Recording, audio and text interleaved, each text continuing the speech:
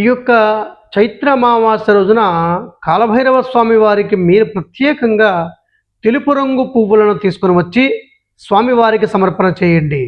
మల్లెలు, జాజులు, తెల్ల జిల్లేడు పువ్వులు, ఇలా తెలుపు రంగు వర్ణంతో కూడినటువంటి పువ్వులను స్వామివారికి సమర్పణ చేసి స్వామివారి యొక్క సంపూర్ణ అనుగ్రహానికి పాత్రులు కండి. ఓం శ్రీ గురుభ్యో నమః. ఓం శ్రీ కాలభైరవాయ నమః. నా తల్లులకు, నా చెల్లెమ్మలకు, నా సోదరులకు శ్రీ స్వర్ణాకర్షణ కాలభైరవ స్వామి వారి యొక్క సంపూర్ణ ఆశీస్సులు. రేపు ఏప్రిల్ 17, 2026 శుక్రవారం అత్యంత మహోన్నతమైనటువంటి పర్వదినంగా చెప్పబడుతుంది. రేపటి రోజు చైత్ర అమావాస్య. ఈ చైత్ర అమావాస్యనే మంత్రశాస్త్రాలు భూతాది అమావాస్యగా పేర్కొంటాయి. మరియు ఈ యొక్క అమావాస్య ఆధ్యాత్మిక శుద్ధీకరణకు అత్యంత మహోన్నతమైనదిగా పేర్కొనడం జరుగుతుంది.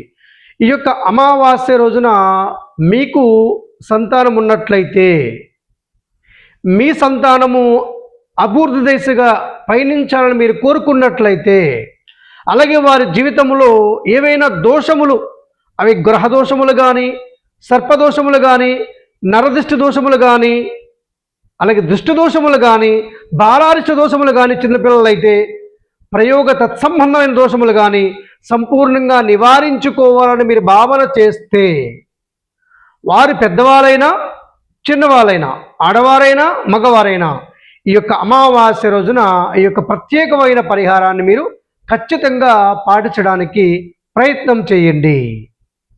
ఒక నల్లని దారం తీసుకోండి. ఈ యొక్క నల్లని దారానికి 8 ముడులు వేయండి. ఈ 8 ముడులు వేసిన తర్వాత మగవారైతే కుడి కాలుకు కట్టండి, ఆడవారైతే ఎడమ కాలుకు కట్టండి. ఇది కట్టేటప్పుడు 9 సార్లు కూడా మీరు ఈ యొక్క మహామంత్రం జపం చేయండి. వారికి కూడా చెప్పండి ఈ యొక్క మంత్రం చదవమని.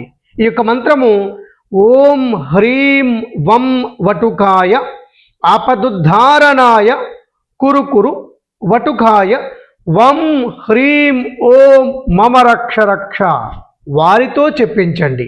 ఒకవేళ ఇంత పెద్ద మంత్రము మేము చెప్పలేము అనేటటువంటి ఎవరైనా ఉంటే ఓం శ్రీ కాలభైరవాయ నమః మమ రక్ష రక్ష అని ఈ యొక్క రక్షణ వారినే కట్టుకోమని చెప్పండి. మీరైనా కట్టడానికి ప్రయత్నం చేయండి.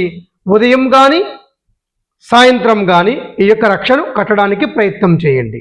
రెండవది, ఈ యొక్క అమావాస్య సర్వార్థ సిద్ధియోగంతో, అమృత సిద్ధియోగంతో మనకు వస్తుంది. సర్వార్థ సిద్ధియోగం అంటే మీ అందరికీ కూడా తెలుసు. తిథి వార నక్షత్రాలతో సంబంధం లేకుండా ఏదైనా ఒక బృహత్తర కార్యానికి శ్రీకారం చుట్టాలనుకునేటటువంటి వారు ఈ యొక్క సర్వార్థ సిద్ధియోగంలో ప్రారంభించినట్లయితే అతి శీఘ్రంగా ఉత్తమమైనటువంటి ఫలితాలను మీకు విజయపదంలో కలిగించేలా మీకు అనుగ్రహిస్తుంది. ఈ యొక్క దివ్య ముహూర్తము సర్వార్థ సిద్ధియోగము అంటే అటువంటిది. అంటే మీ జీవితంలో ఏదైనా బృహత్తరమైన మహోన్నతమైన నూతన కార్యక్రమానికి ఈ యొక్క యోగంలో మీరు శ్రీకారం చుట్టవచ్చు. రెండవది, అమృత సిద్ధియోగం అనంతమైనటువంటి పుణ్యాన్ని జమ చేసుకోవడానికి, మన జీవితంలో మనం తెలియక చేసినటువంటి కొన్ని రకాల పాపకర్మలను దగ్ధం చేసుకోవడానికి, పోగొట్టుకోవడానికి ఈ యొక్క అమృతకాల సిద్ధియోగం అద్భుతంగా మీకు ఉపకరిస్తుంది. మరి యొక్క ఈ 2 యోగాలు కలిగి ఉన్నటువంటి ఈ యొక్క మహాప్రవచనాలు ఏం చేయాలి? ఒకటి, మీ సంతాన రక్షణ కోసం ఈ రక్షణ కడతారు. రెండవది, ఒక 50 గ్రాముల వరిపిండి, 50 గ్రాముల పటికీ బెల్లం పొడి, పంచదార వాడకూడదు సుమా, పటికీ బెల్లం పొడి మాత్రమే వాడాలి. లేదా పటికి బెల్లం చిప్స్ వస్తాయి, వాటిని మెత్తగా పౌడర్ చేసి వాటినైనా సరే. ఒక 5 లవంగాల పొడిని ఒక ముద్దగా తయారు చేయండి, పాలతో కలపండి, కలిపి చిన్న చిన్న ముద్దలుగా తయారు చేయండి. ఇది ధనవృద్ధి కోసం. అలాగే మీ ధనం ఎక్కడైనా చిక్కుకొని ఉంటే, రావాల్సిన ధనం సకాలంలో మీకు రాకపోయినడల మీరు ఈ యొక్క ప్రయత్నం చేయొచ్చు. అలాగే రుణ బాధల నివారణ కోసం, అప్పుల పీడ నుండి విముక్తి పొందడం కోసం, రుణపీడ, అప్పుల పీడ, వడ్డీల పీడ నుండి విముక్తి పొందడం కోసం, అలాగే కార్యజాప్యం, ఎక్కడైనా మీరు అనుకున్నటువంటి పనులు ఆగిపోయినట్లయితే వాటి కోసం, అలాగే భార్యాభర్తల మధ్య దారుణమైనటువంటి సమస్యలు, కొట్లాటలు, గొడవలు ఇటువంటి ఉంటే అవి సమసిపోవడానికి, ఇద్దరి మధ్య ప్రేమను పెంపొందించుకోవడానికి, అన్నదమ్ముల మధ్య, అక్క చెల్లెళ్ళ మధ్య, కుటుంబాల మధ్య సఖ్యత పెంచుకోవడానికి, అలాగే మానసిక రుగ్మతలు, అనవసరం దాని గురించి ఆలోచిస్తూ పదే మానసికంగా కృంగిపోయి బాధపడేటటువంటి మానసిక దురావస్థల నుండి గట్టెక్కించేటటువంటి పరిహారంగా చెప్పబడుతుంది ఈ యొక్క భూతాది అమావాస్య రోజున. ఈ యొక్క ఉండలను మీరు ఏం చేయాలి, ఏ మంత్రం జపం చేయాలి? ఓం నమో భగవతే స్వర్ణాకర్షణ భైరవాయ ధనధాన్య వృద్ధికరాయ శీఘ్రం ధనం ధాన్యం స్వర్ణం దేహి దేహి వస్య కురు కురు స్వాహ. ఈ యొక్క స్వర్ణాకర్షణ భైరవ మంత్రం జపం చేస్తూ ఎన్ని ఉండలు వస్తాయో అన్ని ఉండలు చేయండి. 27 ఉండల కంటే ఎక్కువ ఉండలు చేయడానికి ప్రయత్నం చేయండి. వీటిని మీరు ఉదయం కానీ, మధ్యాహ్నం కానీ, సాయంత్రం కానీ మీ దగ్గరలో ఎక్కడైనా దేవతా వృక్షాలు, పెద్ద పెద్ద వృక్షాలు ఉంటే ఆ వృక్షాల దగ్గరలో ఆ ఉండలను మీరు ఏదైనా తమలపాకు పైన కానీ లేదా మందారాకు పైన కానీ ఆ ఉండలను ఉంచండి. ఆ చెట్టు చుట్టూ కానీ ఆ చెట్టు పరిసర ప్రాంతాల్లో కానీ ఉంచండి. లేకుంటే ఎక్కడైనా నదులు, కాలువలు, చెరువులు ఉంటే వాటి ఒడ్డునైనా ఉంచడానికి ప్రయత్నం అవి కొన్ని జీవులకు ఆహారం అవుతుంది. ఆ జీవులు ఆ ఆహారాన్ని స్వీకరించేటటువంటి ఆ సమయంలో మహదానందానికి గురవుతాయి. తద్వారా మనకు పుణ్యము, మన సమస్యలు సమసిపోవడానికి అత్యంత సులభమైనటువంటి పరిహారంగా మనకు మంత్రశాస్త్రంలో చెప్పబడింది. ఈ రోజంతా కూడా మీరు కేవలము ఉపవాసం అంటే అర్థం చేసుకోండి, కడుపు కాల్చుకోవడం కాదు. ఏ ఆహార పదార్థాలని కూడా దేహానికి ఇవ్వకుండా అనారోగ్యాన్ని కోరి తెచ్చుకునేది కాదు ఉపవాసం అంటే.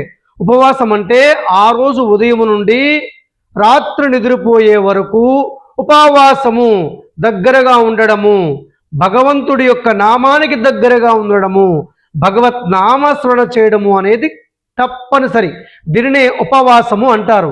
ఈ ఉపవాసము అంటే మీరు వీలైనంత వరకు ఇది ఎండాకాలం కాబట్టి ద్రవ పదార్థాలను తీసుకోవడానికి, ఒక పూట భోజనం చేయడానికి ప్రయత్నం చేయండి.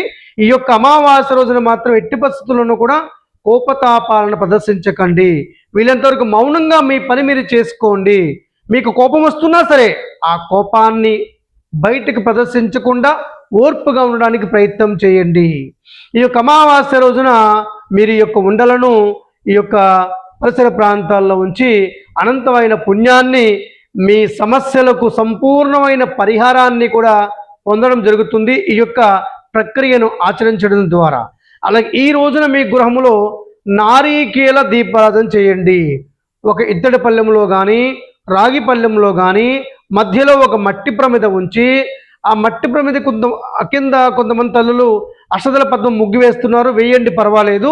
దానిపైన మట్టి ప్రమిద పైన చిన్న ఎండు కొబ్బరి ఉంచి లోపల కొబ్బరి నూనె కానీ, నువ్వుల నూనె కానీ, ఆవు నెయ్యి కానీ వేసి ఒక 2 ఒత్తులను వెలిగించి ఆ దీపాన్ని పరమాత్ముని యొక్క, కాలభైరవ స్వామి వారి యొక్క సంపూర్ణ తేజోరూపంగా భావన చేసి పంచోపచార పూజలు చేసి అక్కడ మీరు ఈ 2 మంత్రాలలో ఏదైనా ఒక మంత్రాన్ని 10 మాలలు జపం చేయడానికి ప్రయత్నం చేయండి. అమావాస్య రోజున మీరు ఈ యొక్క కాలభైరవ స్వామి వారి యొక్క, స్వర్ణాకర్షణ భైరవ స్వామి వారి యొక్క మహామంత్రం జపం చేస్తున్నట్లయితే ఆ మంత్ర ప్రభావం చేత స్వామివారి మిమ్మల్ని కంటికి రెప్పలా కాపాడుతారు. ఇది మీ యొక్క భక్తి, శ్రద్ధ, విశ్వాసాలను బట్టి మీకు అతి శీఘ్రంగా మీరు కోరుకునే వ్యవహారంలో సంపూర్ణ విజయము, ప్రశాంతత చేకూరుతుంది. ఈ విధంగా రేపటి అమావాస్య రోజున మీరు స్వామివారి యొక్క ఆరాధన చేసి మీ అభిష్టాన్ని సిద్ధింప చేసుకోగలరు. అలాగే కొంతమంది మన యొక్క ఆత్మబంధువులకు కూడా ఈ 3 పరిహారాలను తెలియచేయండి. ఈ యొక్క అమావాస్య రోజున రాజమహేంద్రవరంలో అఖండ గోదావరి నదీ తీరాన స్వర్ణాకర్షణ భైరవ స్వామి వారి దర్శనం ఉదయం 6 గంటలకు ఉంటుంది. 7 గంటలకు క్రింద ఉన్న కాలభైరవ స్వామి వారికి కంకాల హారతి ఉంటుంది. 7:30 నుండి పైన ఉన్నటువంటి శ్రీ లక్ష్మీ కుబేర స్వర్ణాకర్షణ భైరవ స్వామి వారికి స్వయం సర్పహారతి సేవా కార్యక్రమం ఉంటుంది. మీ అందరికీ మరొకసారి స్వర్ణాకర్షణ భైరవ స్వామి వారి యొక్క సంపూర్ణ ఆశీస్సులు. శుభం భవతు.